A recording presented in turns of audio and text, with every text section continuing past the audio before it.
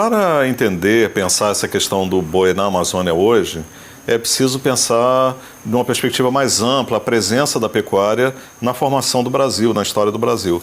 E um primeiro ponto que é fundamental, e às vezes as pessoas não têm consciência disso, é que esses animais foram introduzidos pela colonização.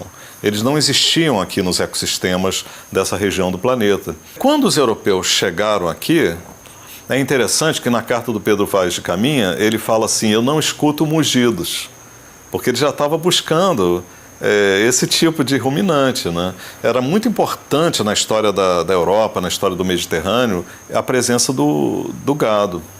E eles introduzem esses animais, e essa introdução é uma verdadeira arma secreta da colonização. Foram invasões biológicas, né? A gente pode conceitualizar assim. Os ecossistemas nativos não tinham inimigos desses animais, não tinham as pragas, não tinham pragas, não tinham predadores. Tudo isso fez com que o sucesso do gado bovino fosse muito grande. Ou seja, no sentido populacional, eles se explodiram, teve uma explosão demográfica do gado bovino. Em 1700, existiam nas regiões que eram mais dominadas pelo colonialismo português, áreas que a gente chama do sistema colonial, existiam cerca de 300 mil pessoas. E só na Bahia e em Pernambuco, segundo os documentos, existiam 3 milhões de cabeças de gado. Quer dizer, tinha 10 vezes mais cabeças de gado em uma parte do Brasil do que toda a população do sistema colonial. Aí eu costumo brincar, quem é que conquistou o território? Né? Quem conquistou o território? Foi o gado bovino. O segredo da história ambiental do boi na formação do Brasil é a mobilidade, né? A capacidade que eles têm de se movimentar por si mesmos, mesmo que seja necessário direcionar, né, na forma de comitivas, mas eles andam por si mesmos. A facilidade de encontrar pasto em qualquer lugar e essa questão da facilidade de se multiplicar. Então sempre foi uma opção barata e pragmática de ocupação da terra.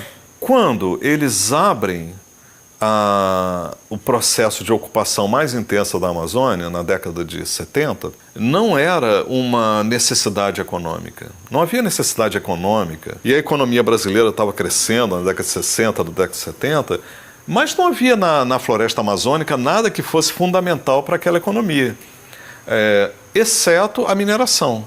As décadas de destruição foram um processo induzido pelo Estado brasileiro, era ditadura militar, e eles tinham uma obsessão com a questão da ocupação da Amazônia, né?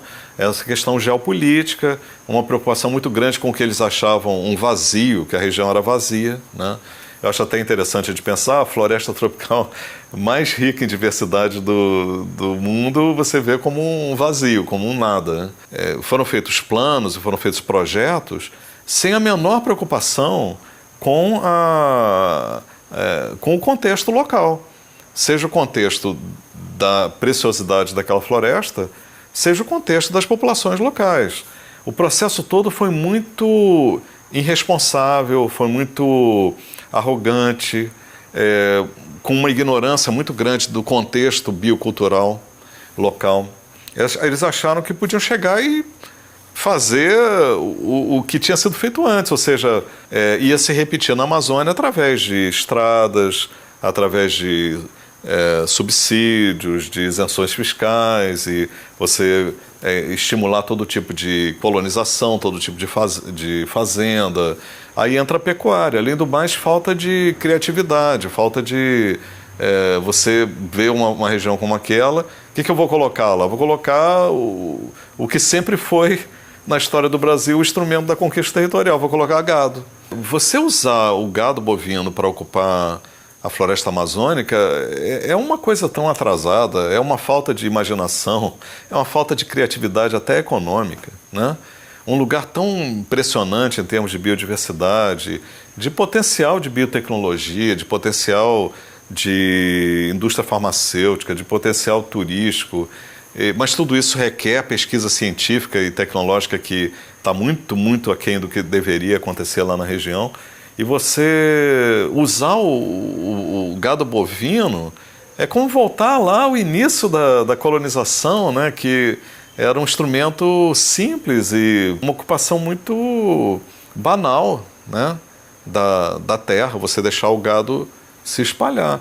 Então, faz sentido um país como o Brasil, com um tesouro ecosférico como esse, né, usar gado bovino para ocupar. Então, é preciso pensar numa perspectiva estratégica do futuro, pensando a sustentabilidade real e não ir levando, né, como aconteceu no passado do Brasil. Porque no passado colonial e pós-colonial, a pecuária foi muito assim, sendo levada ao nível local, ao nível regional. Você vai, vamos lá, vamos deixando o gado se reproduzir. Mas é isso que nós queremos em relação à floresta amazônica. Eu acho que a gente precisa de um projeto muito mais inteligente para a floresta amazônica do que transformá-la em pasto.